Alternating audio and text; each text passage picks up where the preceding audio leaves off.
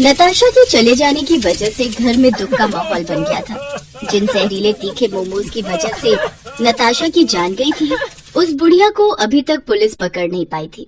ऐसे ही एक शाम मुकुल नताशा की तस्वीर पकड़कर रो रहा था।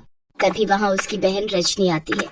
मैं जानती हूँ भैया, आप नताशा को बहुत प्यार करते थे, लेकिन भैया अगर आप ऐसे हार मानोगे तो फिर हम उस बूढ़ी अम्मा को आखिर कैसे पकड़ पाएंगे जिसने हमारी नताशा को जहर दिया था। हमें उसका पता लगाना ही होगा और उसे उसके किए की सजा भी दिलानी ही होगी। तुम बिल्कुल सही कह रही हो रजनी। जिसने भी मेरी नताशा के साथ ऐसा किया है, मैं उसे सजा जरूर दिलवाऊंगा।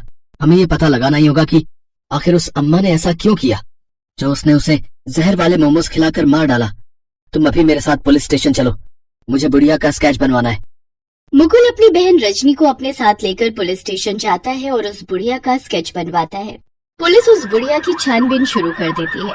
पुलिस बुढ़िया की तलाश शुरू कर देती है, लेकिन उसका कहीं भी पता नहीं चलता और आखिरकार थक हार कर पुलिस को ये केस बंद करना पड़ता है। नताशा के पिता एक रोज मुकुल से मिलने आते हैं। बेटा, मैंने अपनी इकलौती जवान बेटी को खोया है। मैं ऐसे हाथ पे हाथ रख कर नहीं बैठ सकता। मुझे किसी भी हालत में उस बुढ़िया को सजा दिलवानी ही होगी। आप बिल्कुल सही कह रहे हैं अंकल जी।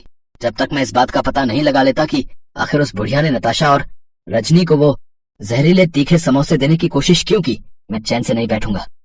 ऐसे ही कुछ दिन बीत जाते हैं। फिर एक रोज मुकुल जब मीटिंग के लिए शहर से बाहर जा रहा था, तो रेलवे स्टेशन पर उसकी नजर एक बूढ़ी अम्मा पर जाती है जो कि मोमोज बेच रही थी।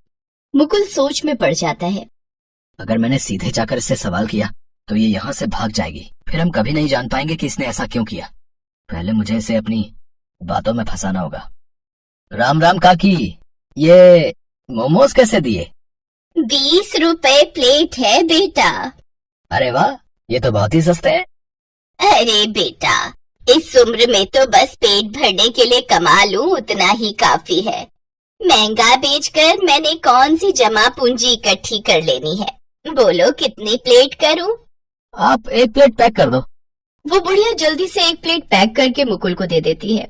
मुकुल वो मोमोज लेकर उसी डॉक्टर के पास जाता है जिसने नताशा और रजनी का इलाज किया था। डॉक्टर जल्दी से उस मोमोज का टेस्ट करता है और फिर मुकुल से कहता है, मुकुल, इन मोमोज में भी जहर मिला हुआ है। ये वही जहर है जो नताशा और रजनी के पेट में से मिला था।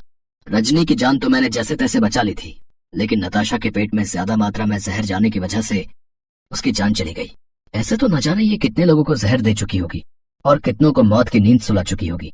हमें कुछ ना कुछ करना ही होगा, नहीं तो न जाने ये कितने लोगों की जान ले लेगी। इतना कहकर मुकुल पुलिस स्टेशन जाता है, जिसके बाद वो इंस्पेक्टर के साथ मिलकर उस बुढ़िया को पकड़ने का प्लान बनाते हैं। ऐसे ही एक रोज मुकुल उस बुढ़िया के पास जाता है। राम राम काकी, कैसी हो? आपके ये तीखे मोमोज तो मेरे सभी दोस्तों को बहुत पसंद आए, और मेरी बहन, उसका तो पूछो ही मत, वो तो आपकी फैन ही हो गई। आप ऐसा करो, आज 5 प्लेट पैक कर दो। तुम जैसे लोगों की वजह से ही तो मुझ गरीब का पेट भर पाता है। मैं अभी 5 प्लेट पैक कर देती हूँ, लेकिन बेटा तुम अपने आस पड़ोस के बच्चों को भी कहना कि मुझसे ही आकर मोमोज खरीदा करे, उन्हें अच्छा स्वाद मिलता रहेगा। वैसे आपके मोमोज में तो कुछ अलग ही स्वाद आता है। इसमें कोई मीठा जहर मिलाती हो क्या? क्या कह रहे हो बेटा? भला मैं क्यों मीठा जहर मिलाऊंगी? मेरे कहने का मतलब है कि प्यार वाला जहर मिलाती हो क्या इसमें? तभी तो आपके मोमोज जो खाता है वो बार बार यहाँ जरूर आता है।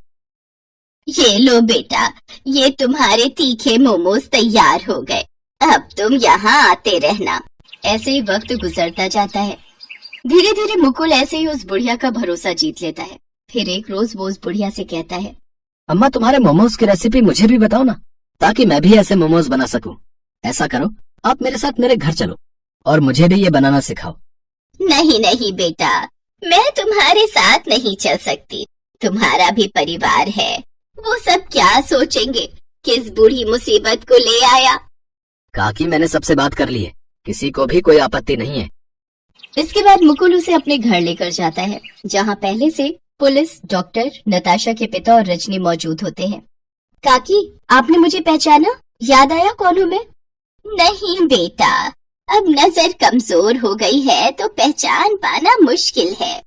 इस लड़की को तो अच्छे से पहचानती होंगी ना आप? हाँ, ये लड़की तो आती थी मेरे पास, लेकिन आखिर आप लोग ऐसे शक भरी निगाह से क्यों देख रहे हो मुझे? क्योंकि काकी, अब हम सब जानते हैं कि आप अपने मोमोज में जहर मिलाती हो और आपकी वजह से ही मेरी दोस्त नताशा की जान चली गई और आज ये पुलिस आपको पकड़ने के लिए ही यहाँ आई है। अम्मा, आपके लिए बेहतर यही होगा कि आप अपना सच कबूल कर लो। क्योंकि मेरे जवान बेटे की मौत भी इसी वजह से हुई थी। उसे किसी दोस्त ने मोमोज में मिलाकर जहर खिला दिया था और जिसने ऐसा किया उसका मुझे आज तक पता नहीं चला, इसीलिए मैं सबकी जान ले लूंगी। लेकिन एक इंसान की वजह से आप सबकी जान नहीं ले सकती। माता जी, आपने ऐसा नहीं करना चाहिए था। आपको हमारे साथ थाने चलना होगा। चलिए। पुलिस उस बूढ़ी औरत को गिरफ्तार कर लेती है, जिसके बाद से शहर में जवान मौतों का सिलसिला रुक जाता है। बूढ़ी काकी को 3 साल की सजा होती है। साथ ही वो उस लड़के को भी पकड़ लेती है जिसने उस बूढ़ी काकी के बेटे को जलन के मारे मोमोज में जहर मिलाकर खिलाया था।